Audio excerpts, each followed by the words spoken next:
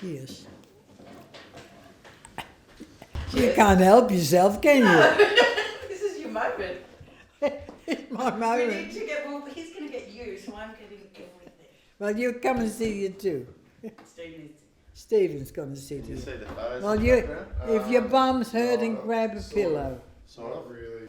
Hey, you join me for a pipe too? We're having pies, mate. Yeah, a lovely pipe to drink beautiful liqueurs out of. Pie. A pipe, yes, a pipe. Little watering cans. Yeah, no, it's big. I'll have to show you what a pipe is. Hello, Sean. Cheers. Can you sing? We have never done this. Can you sing any of the songs? Drink, drink, brutal line, I drink. never know. Well, you've been to Germany too. It's a mixture of Dutch and German. Is it? I don't know. Yeah. Bruderlein is German. Mm. So what's your earliest memory of the Netherlands that you can remember?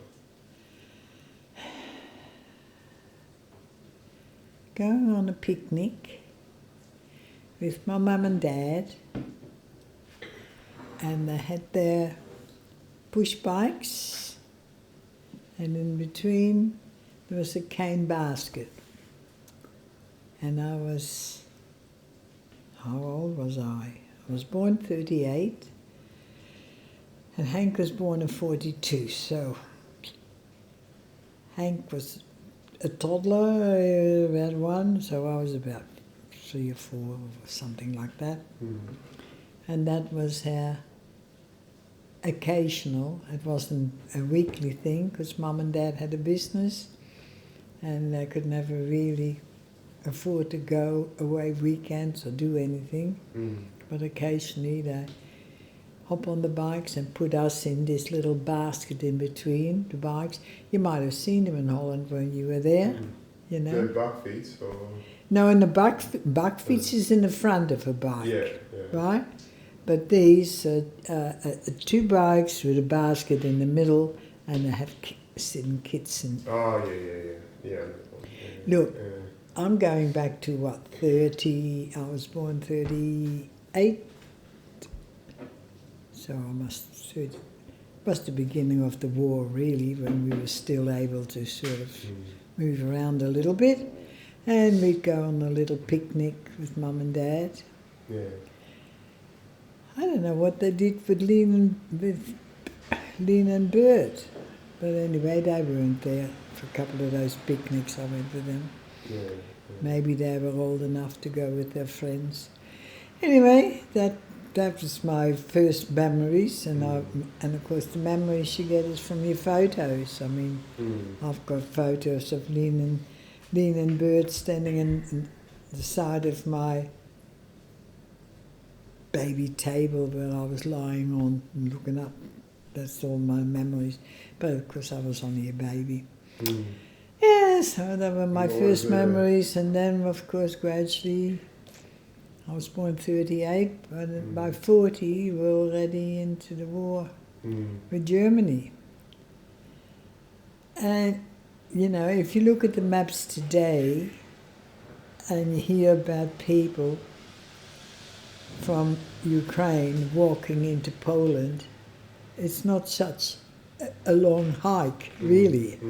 Like you went to Germany on your push bike from Holland, you know. And it's the same if you look there. Of course, there's Russia, which is all that. And then here you've got all the smaller countries, right? So it wasn't too hard for those people to actually walk from Ukraine into Poland, you know. Yeah. Not very good with little ones, but all the people were able to walk in there. Yeah. No, I was walking through. So in 40, of course, the Germans just, from Germany, you know what it's like. You rode it on a bike, you know.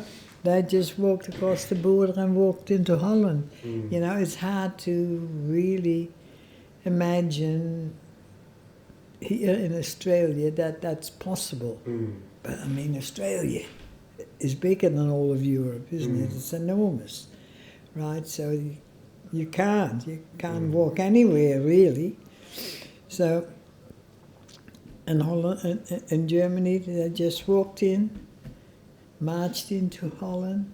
We were right on the border, you know, in Nijmegen. There's Arnhem, there's Nijmegen. We were right on the border. And there's Germany, so they just walked in. And of course, they took over everything straight away in 1940.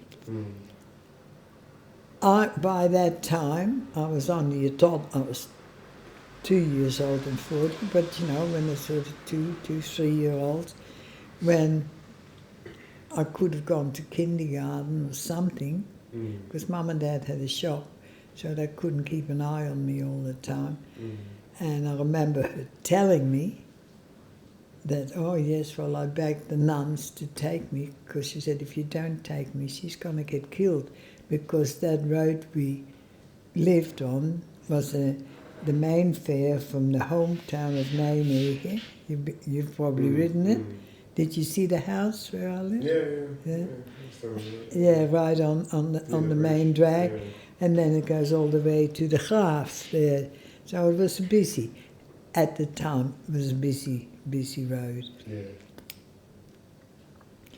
In comparison, it probably wasn't that busy, but it was too busy for a little 3-year-old to be running around there by. So Mum begged the nurses, the nuns to take me. But unfortunately, our schools were opposite us. And there was the church and the girls' school, the boys' school on this side, the girls' school on that side, right? And they had a kindergarten there, you know.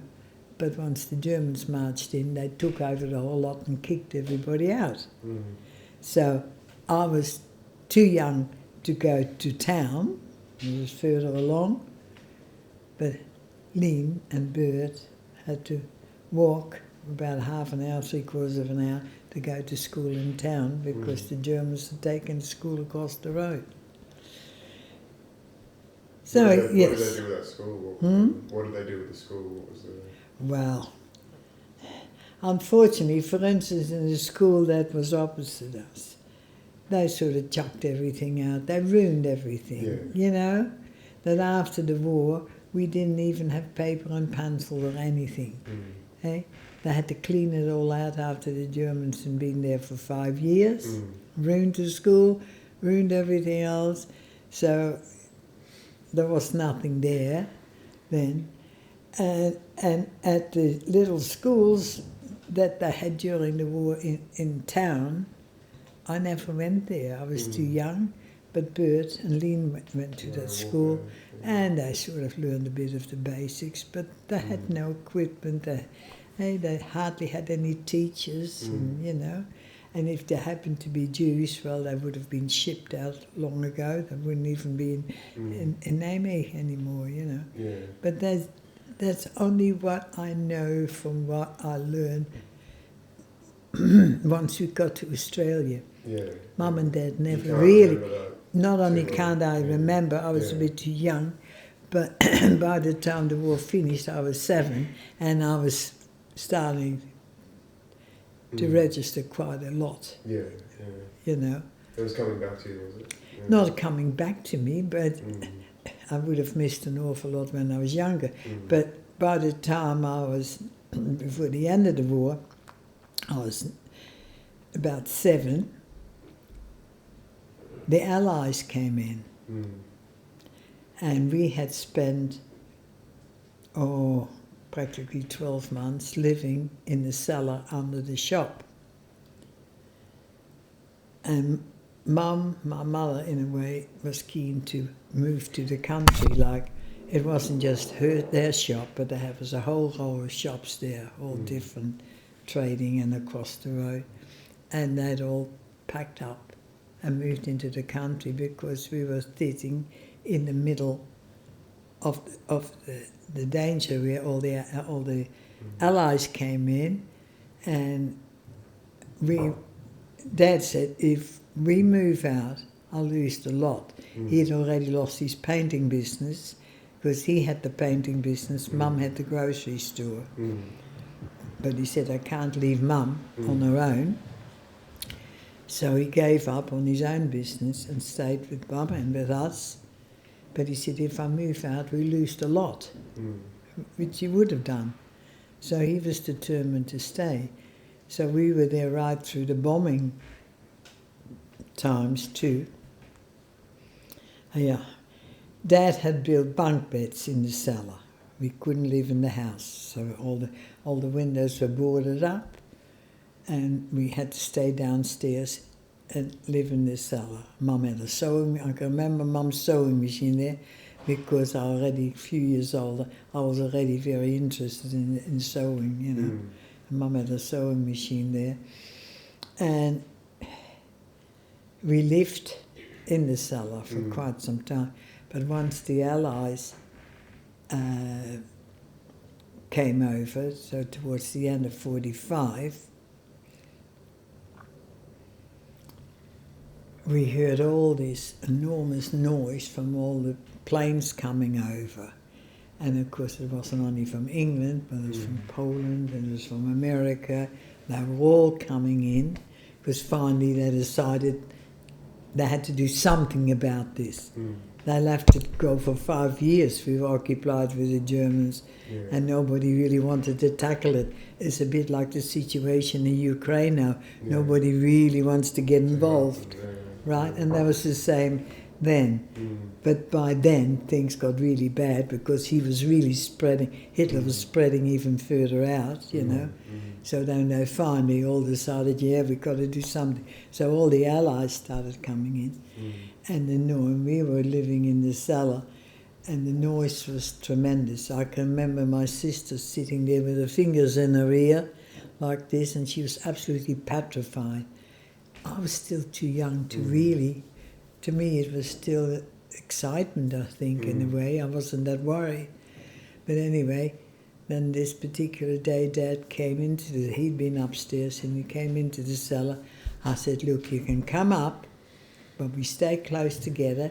You can just come up to the up the steps to the first floor where the bedrooms were, and there was a big door opening. It was a door, but it opened up on a flat roof, which was over our kitchen. The rest of the house had a steep roof, but the kitchen area must have been extended and just had a flat roof there. So he said, well, stand on the roof and you can see what all the noise is about, because the noise was frightening, really. So we stood there and watched all those planes coming in. It was, and I can still, by that time I was 7, so I can remember that.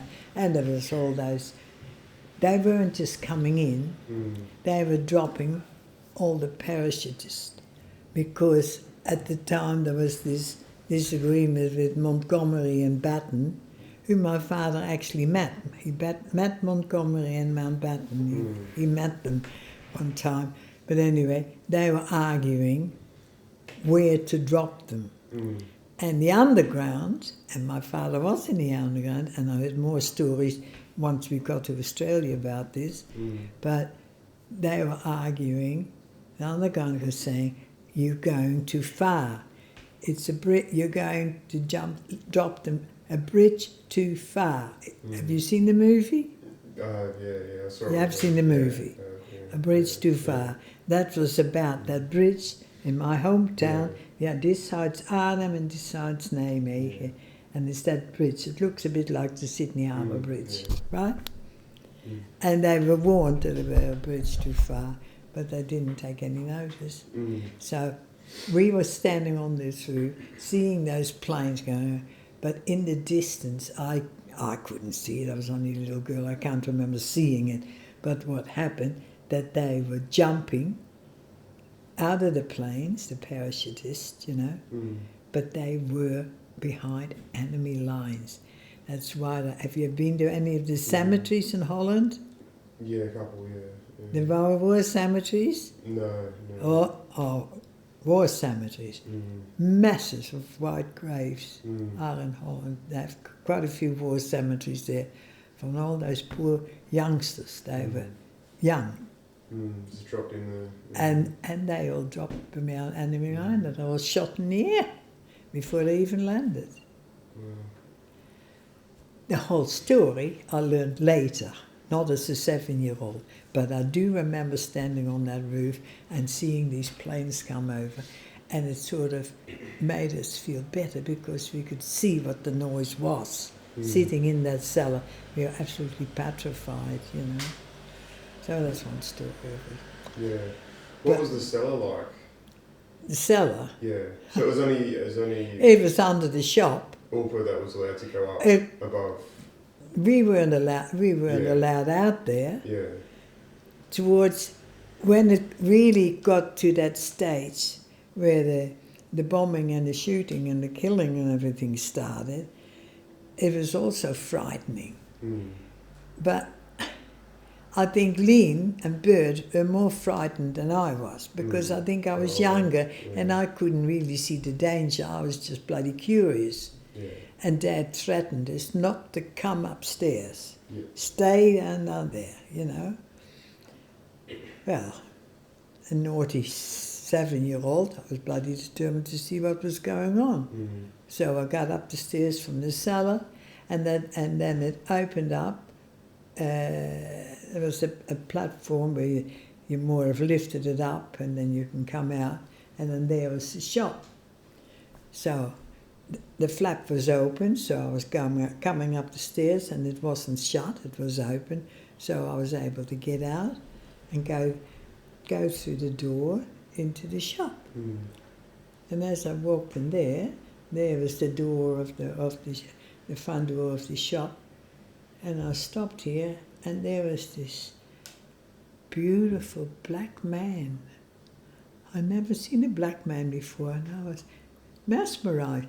Black, curly hair, he had a helmet on, and he had a machine gun in one hand and a green apple in his other hand. Because the soldiers that were in the school across the road from me were trying to escape, trying to get, it wasn't that far to get to Germany, trying to get escape. And of course, there were these allies on this side shooting, and one of them was lying flat on his belly in front of his shop, as black as black. I'd never seen a black man. I was fascinated with this black man with his machine gun and eating a great big apple. The next minute, Dad grabbed me by the scruff of my neck and threw me just about down the cellar. He said, "I told you not to come." Well, I was in the line of fire. They were shooting back. Oh, yes. Wow. You know, silly things like that I remember. Yeah, yeah. And I remember two of them, also two black. Well, what happened towards the end of the war in America, they let a lot of guys out of jail and said, well, if you survive the war, you can go home. Yeah, yeah. Good luck to you, but we got you to fight. So they brought them out to fight. Well, one time too, there was two spending the night with us in the cellar and trying to keep us calm, and there's 4 kids there, you know, all petrified. He sort of entertained us. We couldn't speak English, he couldn't speak Dutch, and he sat there. He wanted some paper, and Dad gave him some paper, and he was just tearing paper, and the next minute he had a whole lot of puppets on a string, you know how they do out of paper? Yeah. And he said, "Sing, sing, sing, sing." Well, we had no idea. Later on we realised he'd been in the Sing Sing in America. It's a jail, right? And he was trying to tell us he learned to do that while he was in jail. They were jailbirds there, you know. They spent the night with us, the next morning they were gone. And, but, you know, that's just a few memories of the war. What other people do you remember in the basement? Pardon? What other people were in the basement? Only our family. Yeah. But another thing I learned long after we'd been in Australia, that my father had been in the underground. I never knew. He never talked about it after the war. We had 5 more years in Holland before we came to Australia, but Dad never mentioned it anymore. But What's the underground? well, that is the people that in Holland, the Dutch people that work without anybody knowing what's going on, to sort of advise the Allies that were coming in. That's why this bridge too far was such a disaster, because the people that knew, the Dutch people, Dutch people is the underground, and they work underground to support the Allies that came in. Yeah. But they weren't always that open to advice, because they were the generals, they were the experts, they knew what they were doing. Yeah. Mountbatten and Montgomery made a hell of a mess there, because they were arguing and they couldn't agree with each other, and they dropped those parachutes, those soldiers, behind enemy lines, while the underground told them, you have a bridge too far, you've got to, you've got to go back a bit. They wouldn't take that advice. Yeah. That's. Yeah. But they were generals. They knew it all. Yeah. It's not the first generals that make big boobs. You listen to all those war movies, and they made some terrible mistakes. But anyway, that's just a little bit. As I said, you get me talking, and then yes, and that poor girl is very tired. No. Yes, that was quite interesting. This was my dad had always wanted to leave Holland because he hated the cold weather. And he was already talking about that when he was engaged to Mum. And Mum was getting lukewarm about it, and, she wasn't too sure because, she had her parents there, and she was the eldest of 5. Three brothers and a younger sister, but Mum was the eldest. So she was still umming and ahhing about it, but Dad was very keen, and he'd been talking about Indonesia and America and South Africa and all sorts of places. Anyway, they were engaged when they were about 21. And then shortly after, Mum's mother died. She was the eldest in the family. Her father was left with all the younger children. So they had to postpone their engagement, their wedding. So Mum looked after her father and the other siblings. 3 brothers and a younger sister. So the funny thing was, what I always thought was funny, in those days people didn't really give their children any sex education, and it was very much taboo. But the one thing I do remember, she once told me, she said, when I was getting to the States and starting to date George, or before that already, I was about 17, 18 or something, she said to me, well, I was engaged to be married when I was 21, and she said, and we didn't get married till I was 28, 7 years, she said, we were engaged. She said, and I was always a good girl. Wow, I wasn't so stupid in those days. I said, I'm a good girl, what's she on about? It wasn't till much later that I realised she was trying to tell me. Oh boy, I thought that was quite hilarious. But anyway, that's the way it was. People didn't really didn't inform you about anything. You sink or swim. Well, a lot of them sank, of course. They even had a lot of unmarried mothers in those days. Because the girls didn't even know what they were doing. Or the guys, for that matter. But anyway, it's a nice drop. Where was I? You wanted to know... Why Dad? Why chose Dad? Australia? Well, he didn't just choose Australia. He, as a young man, already wanted to leave, as I said before. So after the war, it came back again.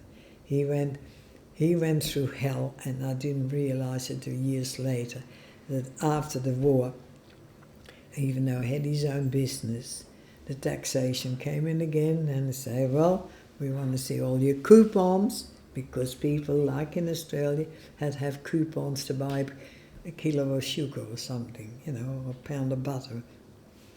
So the customers all came with their coupons and Dad supplied them. The Germans across the road just marched in and took what they wanted. It was terrible. So, and there's one little thing I remember vividly. All this summer of 40, must have been 44, 43, something like that, we had spent a lot of time as a family, and everybody did, is preserving all the fruit and vegetables that summer. And we had actually neighbours, 2 single women that had a lovely vegetable and fruit garden and a big block where they were. And, you know, they were giving us a lot of fruit and vegetables to preserve for the winter. To be able to do that, you needed all hands on deck. And even though I was only a little girl, Mum put me near this big tub with water, and it had spinach in it. But it was hard to tell what was spinach and what was wheat, because they quickly got them all up, and, you know, they didn't have time to sort it out. So she put me in front of this, and there was another tap with fresh water, and Mum would say, well, that's spinach and that's wheat. Now, you only put the spinach in there and leave the weeds in it, you know. So I spent hours, you know. And we were all so proud. That was my little job. But all family had been preserving fruit and apples and vegetables, and it was all sitting on shelves in the cellar, you know, for the winter. The Germans came into the shop one day, and they wanted to go down. They wanted to see what Dad had in the cellar, you know. I thought he might have had a machine gun there or whatever, I don't know. But they came in the cellar and they saw all this food, and this guy in charge who was with me, he said, take the lot, take the lot. And I can remember Mum standing there, leaning against the wall, crying her eyes out, because we all worked so hard to have enough food for the winter, and those bloody Germans just took the lot.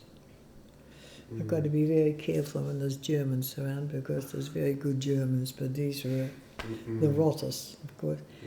So they took the whole lot, I can remember that. But anyway, I'll keep getting off track, don't I? You wanted to know? Why did Opa choose Australia to come Opa choose, that wasn't the first. He, already before the war, was talking about America and Canada, and the mama had said to him too, Canada, that's worse than Holland. It's too bloody cold. We're not going to Canada. Hey? But America, and then after the war, they were opening up all these countries and asking for migrants, you see. So Dad used to go to all the meetings they were on and informations that they have overnight. And he'd come home with stories about it. And at one stage too, he came out, well, we knew about America and Canada and what have you. And he came back about a story about Brazil. Anyway, at the end of that meeting, apparently a priest spoke to Dad, who had been working in Brazil. And he said to Dad, don't go to Brazil. He said, you either have to be very rich or very poor. There's no in between. And he said to Dad, I can't see you being very rich. Dad wasn't that kind of man. He just about during the war gave everything away because people were starving too. He was a very generous man at any time.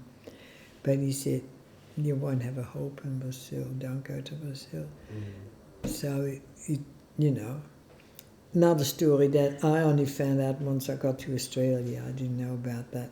But anyway, so then he went to a meeting about Australia. So he came home and all these stories. Oh, and it's always sunny, and, you know, you don't need winter clothes, and it's beautiful, and it's this and it's that. So Mum said, well, where's Australia? Never heard of it. So Dad had actually a world ball, you know. And he said, woo! no, it's all the way down here. Mum said it's the other side of the world. She nearly had a heart attack. Mm. But yeah, the more information they got about Australia.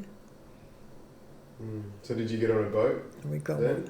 Yes, we got on a so you boat. packed up all your things, what you could, and Well, we had one. I remember I had collected through an aunt of mine who was in a home for children. She was a nun and she looked after unmarried mothers and babies. And she had given me quite a few little dolls over the years. And I must have had about a dozen dolls. And I used to always, Mum used to complain how long it took for me to go to bed because I said, they've got to have their jammies on. I'd be changing all those dolls. And actually I ended up with a double bed, which was a fold-up bed that Dad had inherited from one of his clients that he worked for. So it was a double bed and I had all those dolls there and me, you know. Anyway, so then we were going to Australia. They had one crate, you know. And Mum said, well, look, I'm sorry, but you've got to choose what doll you want to take. No, I took this particular doll. I won't go in there because that's another story.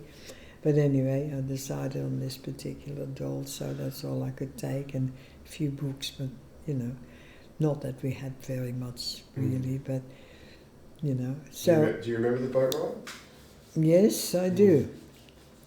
It was called the Grote Beer, which means the big bear. Well, the big bear was a little bear, because this little bear used to go to Indonesia with the troops. Holland was still involved with Indonesia, and the troops went there. So after the war, they used this to bring the migrants to Australia. So there was only about 800 people on this ship, but it was a troop ship. Nothing fancy. And I slept in the cabin with Mum and with Lynn and Hank because he was the youngest.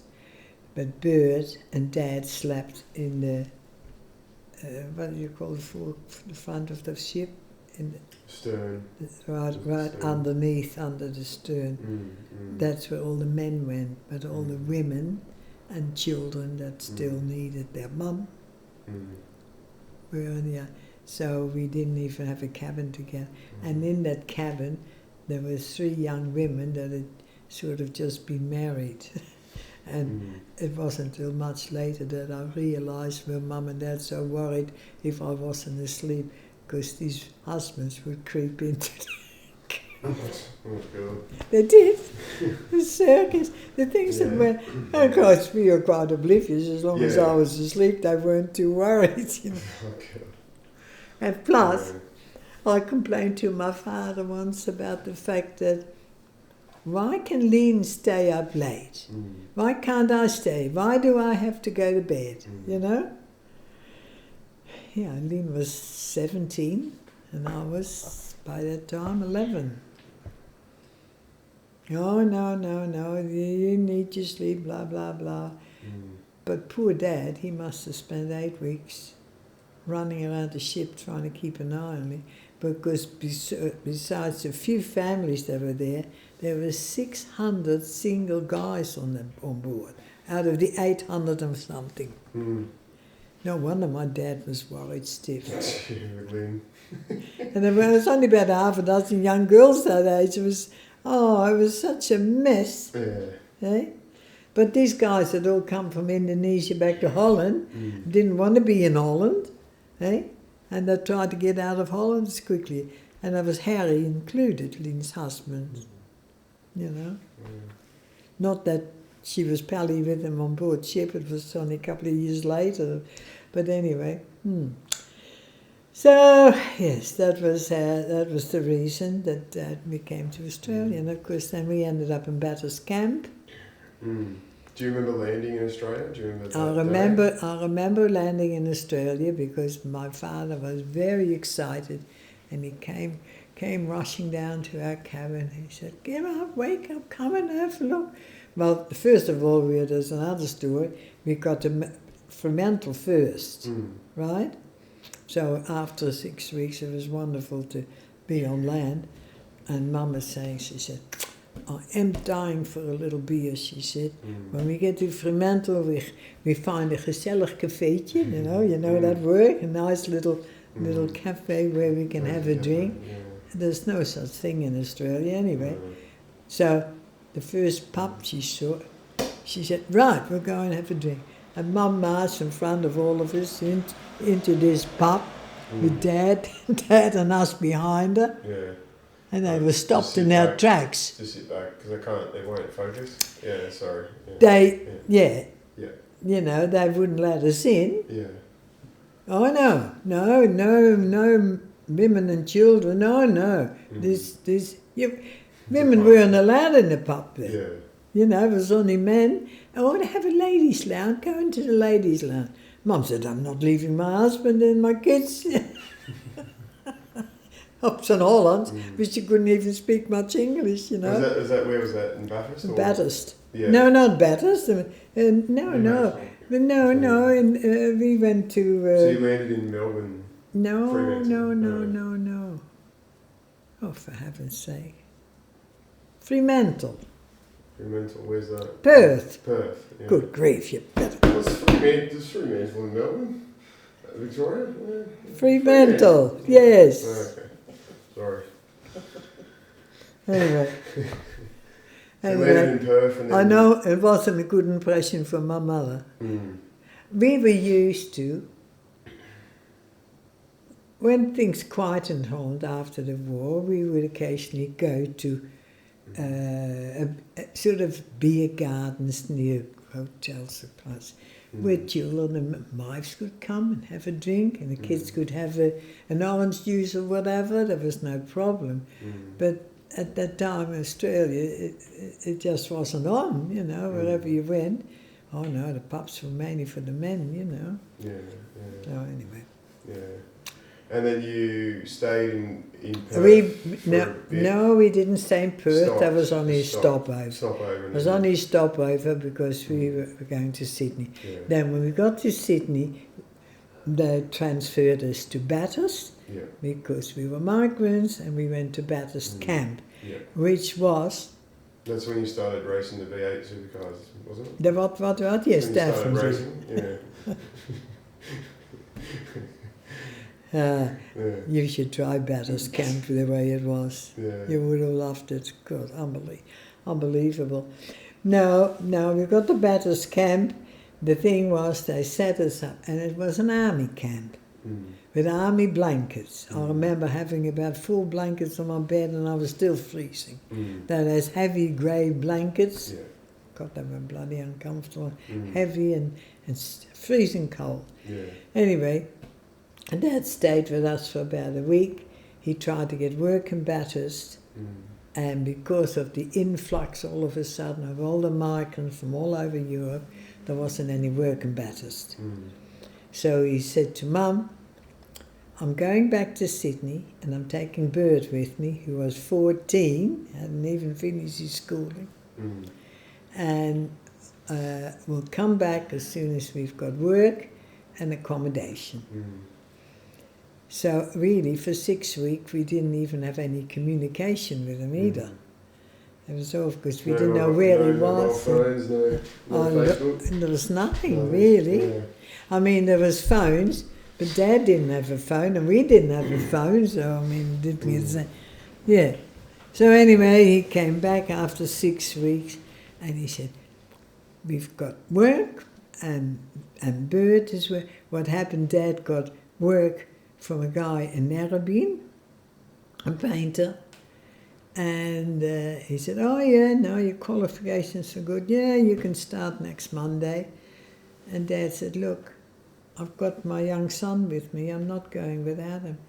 He said, well, looking at your qualification, you be a better teacher than I am. You take him on as an apprentice. He said to Dad, and he paid him. Life was so different then. People were so much easier going. Yeah. So he took Dad and he took Bert on, you know, paid Bert also an apprenticeship. Yeah, and Bert learned his trade through his father, you know. And then after 6 weeks they came back to Bathurst and said, right, we've got work, we've got a house. And Mum was thrilled to bits. She said, oh, thank God we're together again, because that was a terrible fear, you know, that she may never see them again. Who knows? In a strange country, she had no idea. So, yeah. So we went back on the train from Bathurst with the smoke coming in. God, I'll never forget that train smoke. Those trains were still the old smokies and the windows open. Smoke coming. Anyway, back to Sydney, and then from Sydney on a bus to Narrabeen. So when we got to Narrabeen, Dad said, yeah, we get off at this stop and it's not far to walk. It's about the 6th house, Narrabeen Park Parade. Don't know, you know the little shop on the corner there in North Narrabeen? Yeah. It's a restaurant now, isn't it? Yeah. Anyway, that was a little shop we used to go to. And about 6 Narrabeen Park Parade, about six house down. And Dad, we were walking down and Dad said, well, it's not the house in the front, it's the house at the back. Well, the house at the back was a little grass, no bigger than this, you know.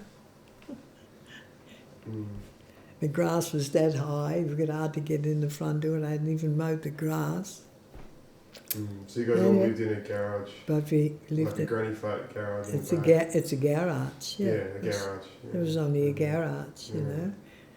And what was in there? What was in there? Yeah. There was one double bed for Mum and Dad with a bit of a curtain, not much bigger than a caravan. Then I slept on the seating of the table that you see in a caravan. Hank was on the floor, or Bert was on the floor, and Hank was on the other side of that table, you know. They had. And I remember over the weekend when Lean had already started at the Mater Hospital, because friends of us from Holland met us at the boat, and one of his daughters was a trained sister and she was working at the Mater Hospital in Crow's Nest, and they needed nurses' aides. So they spoke to my mum and dad and said, if Lean wants to come with my daughter to the Mater Hospital, she's working there and she can be in turn with the nuns, because it's a Catholic hospital. And that sealed it for Mum and Dad, because my aunt was a nun and they thought the world of her. She was a beautiful nun, you know, she really was.